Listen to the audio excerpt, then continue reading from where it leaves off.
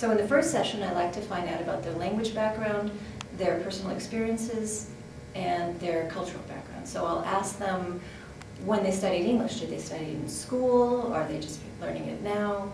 And that gives me an idea of the foundation, what they know. And I also like to know, of course, about their cultural background. And their personal experiences, I like to know what their capabilities are, because when we come as a language student, we often present our weakest self, our least strong self, our least confidence. So I like to know what they're really good at, you know, where they've been, what they've done, and what they enjoy doing. I like to get to know the heart of them.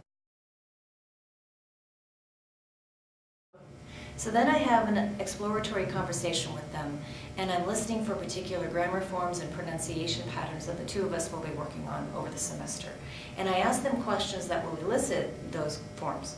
So, for example, I'll ask them about their education plans to find out, to hear their use of the present tense. I'll ask them about this morning, how was their day, or yesterday, to hear their use of the past tense forms.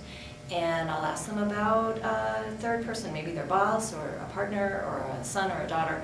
I'll ask them about their day so that I can hear that third person S form. Are they saying she walks to school instead of she walked to school? This kind of thing. There are some common grammar error patterns among ESL students that we can work on here quite easily in conversation.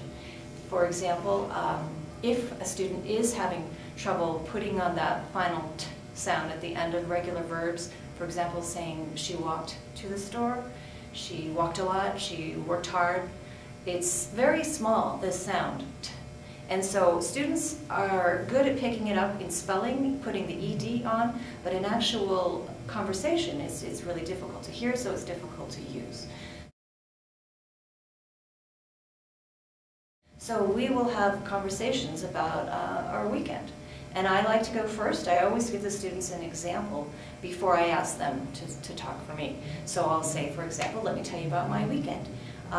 Yesterday I went shopping, I picked up my daughter, we went to the mall, and I'll try to use verbs and put them in the past tense, of course, and then I'll turn it over to them, and then now that they have an example, they can tell me about their weekend. And while they're talking, I'm taking notes, and I tell them I'll just be writing down the verbs that I hear. And I take a note of the verbs that they use, and then we can go over it when they're done.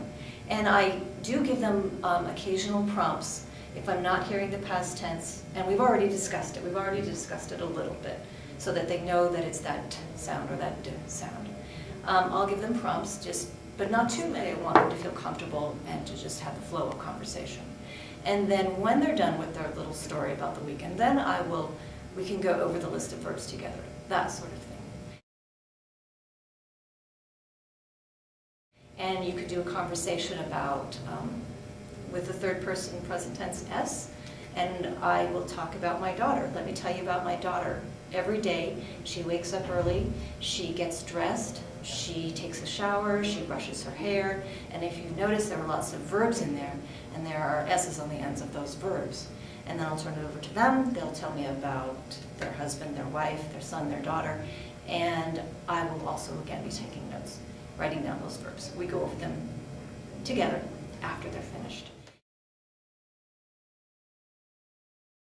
So when a student comes to class unprepared, the best thing to do is to first of all remind them that we're not their teacher and that they need to come with homework or an assignment or some material that we can work with. Then what you can do is ask them if they have any material that they need to work with. Usually they have something with them, so you can work on that. Actually use some of the materials or resources that we have at the ESL lab. So we have grammar books, we have readers, we have pronunciation guides, we have vocabulary lists, etc. So we have a lot of materials, and you can talk to any of the tutors about that. You can make photocopies, etc. You need to gauge their level and try to find something that would help them with whatever coursework they're doing. Next, I guess you could also have a conversation with them, get to know them a little better, but really the important thing is to emphasize that they need to bring material with them.